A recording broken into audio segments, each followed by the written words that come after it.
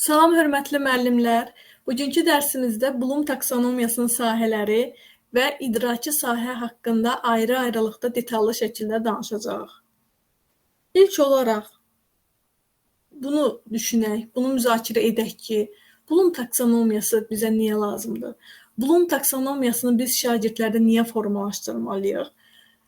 Bildiyiniz kimi, biz şagirdləri yalnız idraki sahə ilə deyil, eyni zamanda affektiv, emosional və psixomotor baxımdan inkişaf etdirməliyik. Bu nə deməkdir?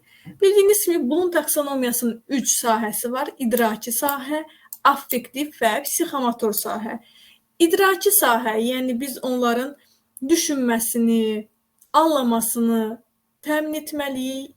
Affektiv, emosional sahə, onları emosional baxımdan, psixomotor sahə isə fiziki baxımdan inkişaf etdirməliyik.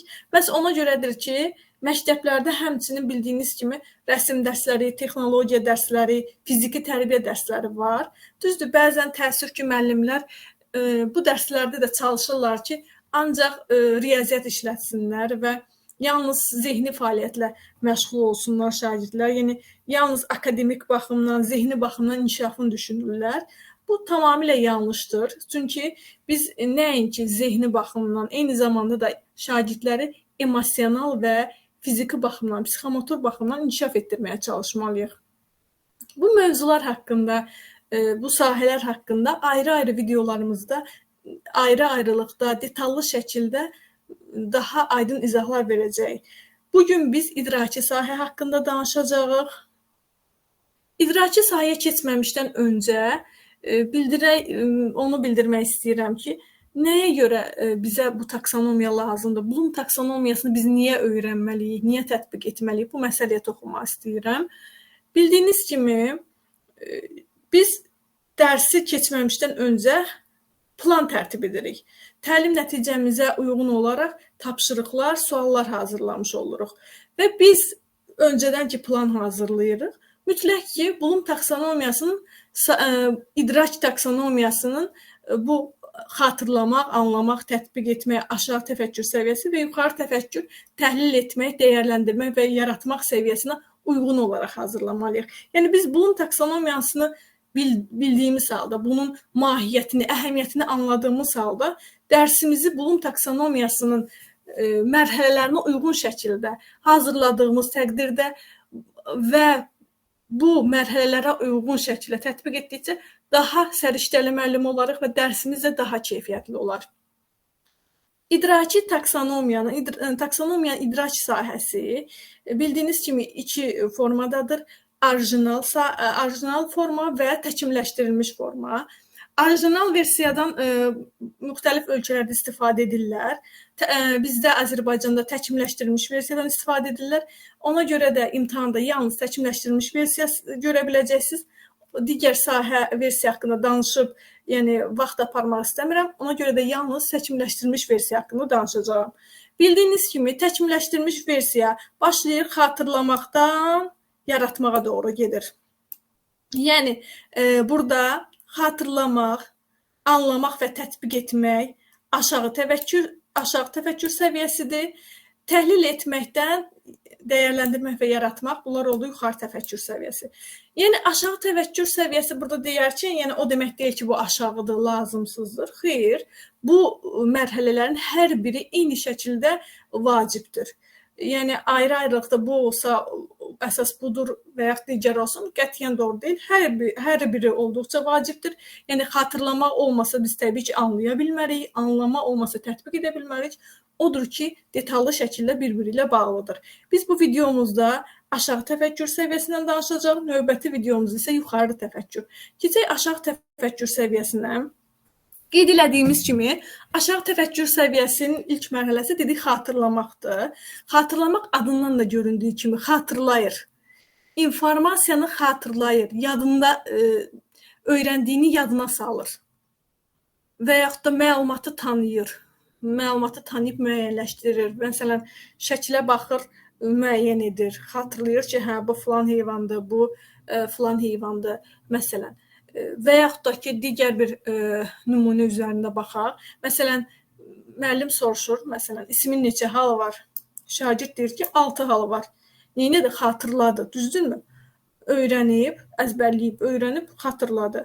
Və yaxud da müxtəsər vurma düsturunu sadala. Xatırlayır və başlayır sadalamağa. Və yaxud da ki, biz müxtəlif yaddaşa, hafizəyə əsaslanan nə qədər suallar versək, hamısı xatırlamaq mərhələsində olur. Və hal-hazırda təhsildə ən önəmli mərhələ yuxarı təfəkkür səviyyəsini formalaşdırmaq olsa da, amma bu aşağı təfəkkür səviyyələrinin ilk olaraq formalaşdırması olduqca vacibdir. Qeyd elədiyim kimi, bunları formalaşdırmadan yuxarı təfəkkür səviyyəsini biz formalaşdıra bilmərik. Və amma yəni yalnız biz hafizəyə əsaslanan sual versək, şagird xatırlamaq mərhələsində qalmış olur. Məsələn, desəm ki, Səfəvi dövləti nə vaxt yaranıb? Deyəcəm 1501. Yəni öyrənibdir, yadında saxlayıbdır və cavab verir.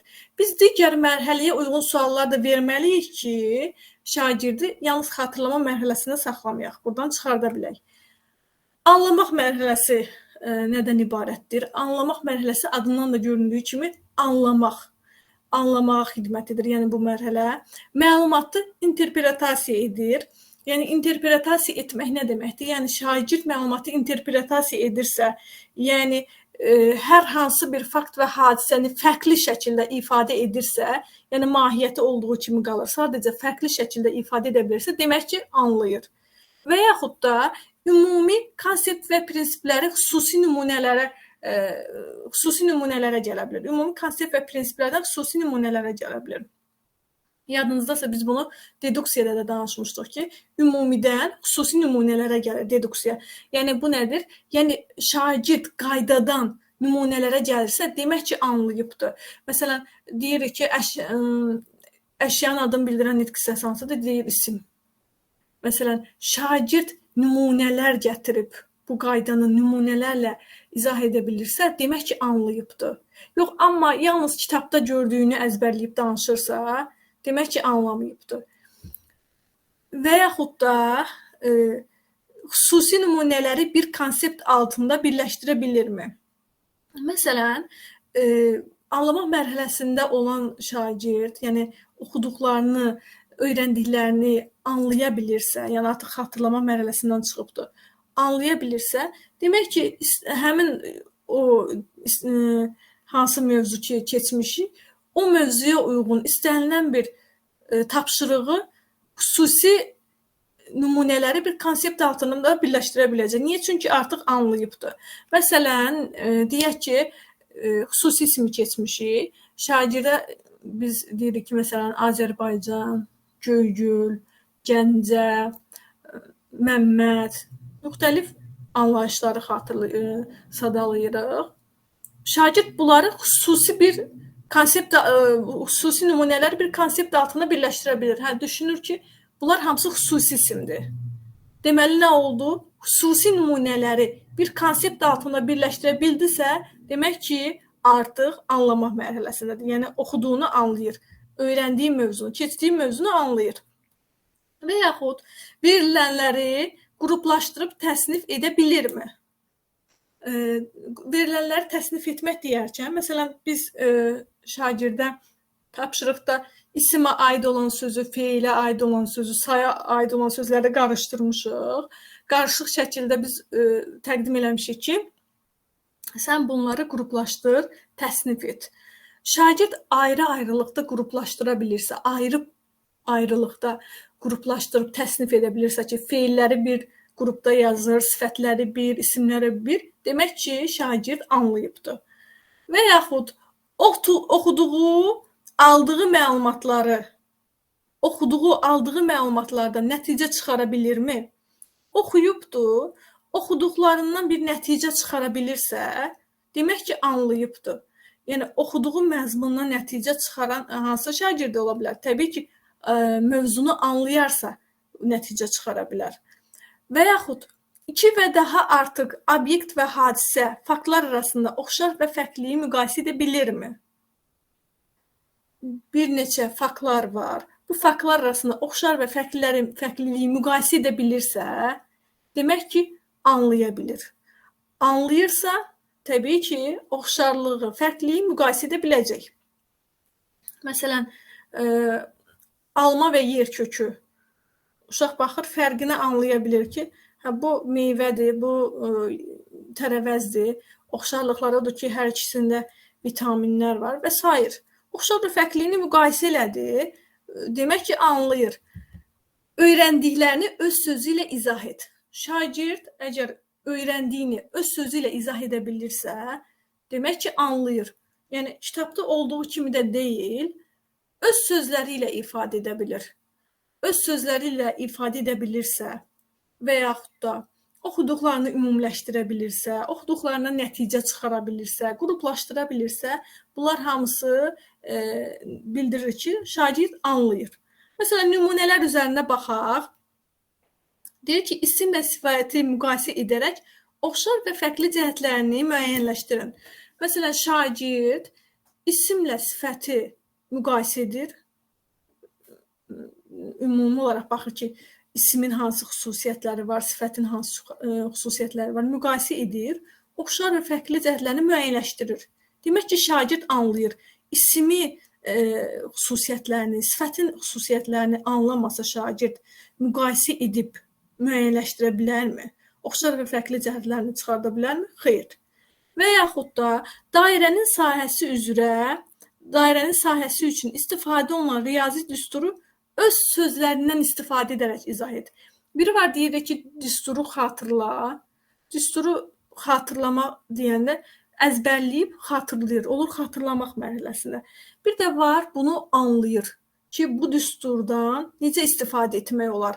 Dairənin sahəsini hesablamaq üçün istifadə olunan riyazi düsturu öz sözləri ilə ifadə edir ki, düstur budur, bu cür hesablama olur. Artıq demək ki, şagird bunu anlayıbdır. Və yaxud da digər nümunələr üzərinə baxaq. Hekayəni öz sözlərinlə danış. Hekayəni öz sözləri ilə danışır və yaxud da desək ki, hekayənin əvvəlində, ortasında və sonunda əsas qəhrəmanın xüsusiyyətlərini izah elə. Demək ki, şagird anlayır ki, onların xüsusiyyətləri nədir? Bunu izah edə bilir. Oldu hansı mərhələ?